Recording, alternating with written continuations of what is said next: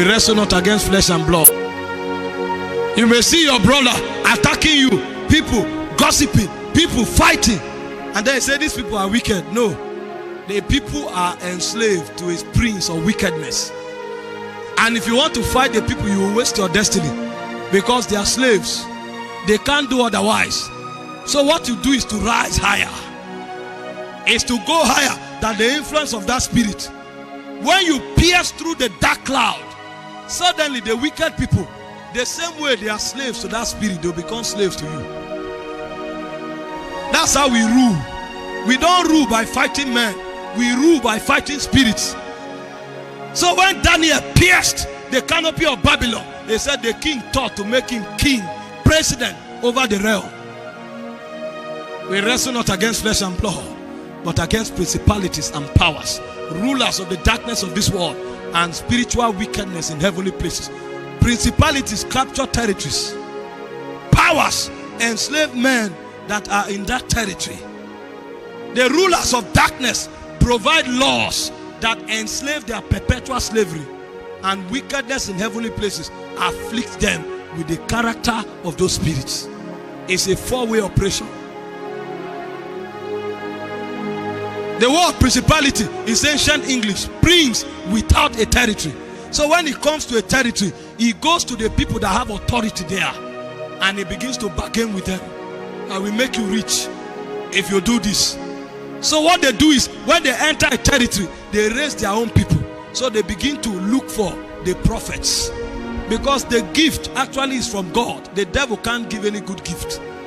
So when they come and they discover in this territory there is somebody who can see into the spirit realm, they now reveal themselves to the person, and they begin to bargain with the person, because the person has the gift from God to see into the spirit realm. So principalities come to survey the land, and they find out the gifted ones.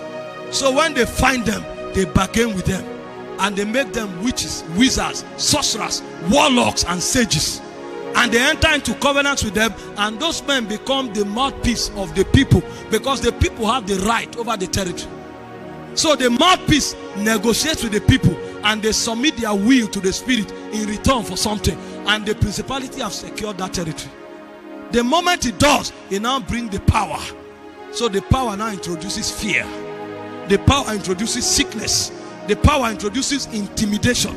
The power introduces lust. So even when the people say we don't want anymore, they can't, because the principality have taken the legal right over that jurisdiction. So he now brings his brother the power, and he provides rulership over them. And in order to secure them beyond the people that make the covenant, he brings the rulers of darkness.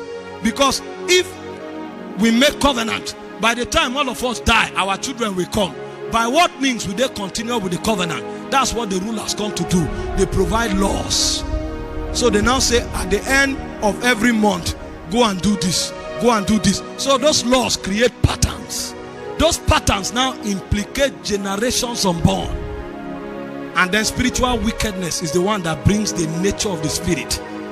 So the nature of the spirit may be death, it may be sickness, it may be wickedness, it may be pain, and it afflicts it, because every spirit wants to give expression to his nature. That is ministry, but in darkness. So you see these people, they say they are wicked. It's called ministry. They are giving expression to the nature of a spirit. These people, they are sick. It's called ministry. They are giving expression to the nature of a spirit. On that wise, he now sends apostles, prophets, pastors, and teachers for the equipping of the saints. First, to declare rebellion against the spirit, and to give them the wisdom that is required to walk against the protocol that the spirit have put in motion, so they will walk in liberty. And suddenly a generation of accursed people become a blessed generation, because he sent men that taught them the ways of God. That was what happened to Israel in Egypt. They were in captivity for 430 years until a prophet came. And the first thing he did was to fight the gods of Egypt. In Exodus chapter 12 verse 12, it said, tonight I will pass through Egypt, and I will judge the gods of Egypt. The moment the gods of Egypt were judged, Pharaoh let them go.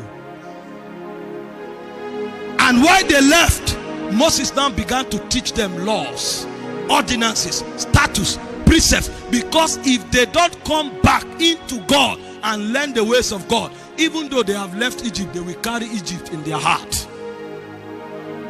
And if they carry Egypt in their heart, they will still be giving expression to the gods of Egypt. So they will not be the servants of God. But what God wants is to what? To raise a royal priesthood.